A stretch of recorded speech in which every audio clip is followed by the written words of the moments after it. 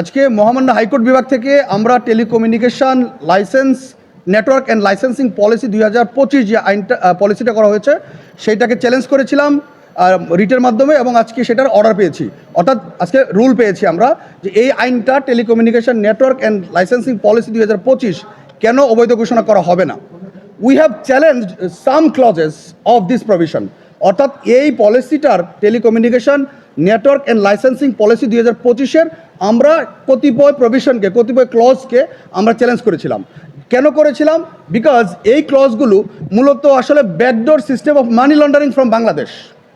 আমরা বলতে চাচ্ছি যে এই কতিপয় পলিসিগুলো করা হয়েছে এমনভাবে যে এর মাধ্যমে বিদেশে বাংলাদেশের টাকা বিদেশে চলে যাবে।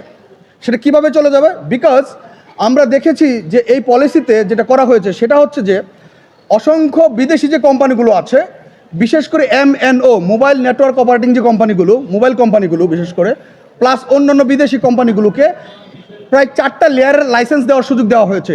ওয়ারাস যেখানে বাংলাদেশের ডোমেস্টিক যে কোম্পানিগুলো আছে, অর্থাৎ আমাদের নিজস্ব কোম্পানিগুলো আছে, সেইগুলো শুধুমাত্র একটা লাইসেন্স নিতে পারবে। তো যেহেতু এটা একটা ভয়ঙ্কর রকমের ডিসক্রিমিনেশন, যেখানে নিজের দেশের কোম্পানি নিজের দেশে ব্যবসা করতে পারবে না।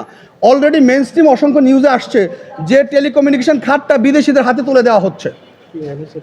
এটা নিয়ে আমরা পিআইএল করেছিলাম। আরেকটা রিজন হচ্ছে যে আপনার দেশের যদি নেটওয়ার্ক ইন্টারনেট সব কিছুই বিদেশি কোম্পানিদের হাতে চলে যায়, তাহলে রাষ্ট্রের সার্বভৌমত্ব, যেটাকে আমরা বলি the sovereignty of the country, রাষ্ট্রের সার্বভৌমত্বটা চ্যালেঞ্জের মুখে পড়ে যাবে, রাষ্ট্রের সিকিউরিটি চ্যালেঞ্জের মুখে পড়ে যাবে, রাষ্ট্রের নিরাপত্তা ব্যবস্থা চ্যালেঞ্জের মুখে পড়ে যাবে।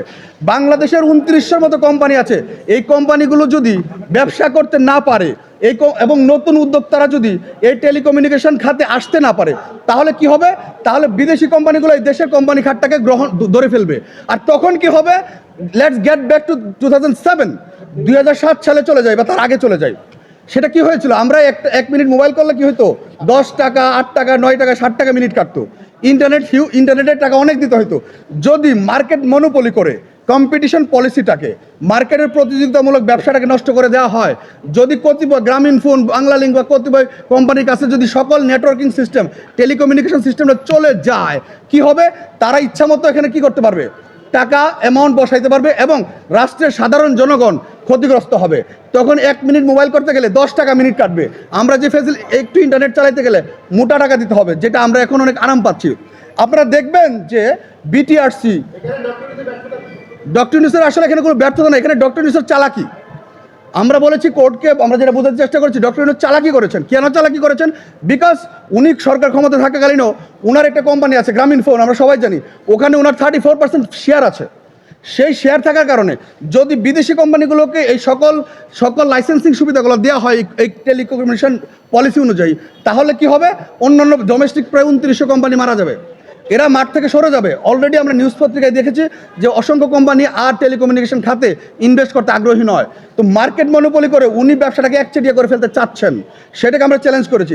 যদি করে আমরা ক্ষতিগ্রস্ত হবো, রাষ্ট্রের জনগণ ক্ষতিগ্রস্ত হবে, আমি ক্ষতিগ্রস্ত হবো, আপনিও ক্ষতিগ্রস্ত হবেন। আমরা এখানে সবাই আছি ইন্টারনেট মোবাইলের যুগে। ভারতেও এই ধরনের ঘটনা ঘটেছিল 2016 সালের দিকে।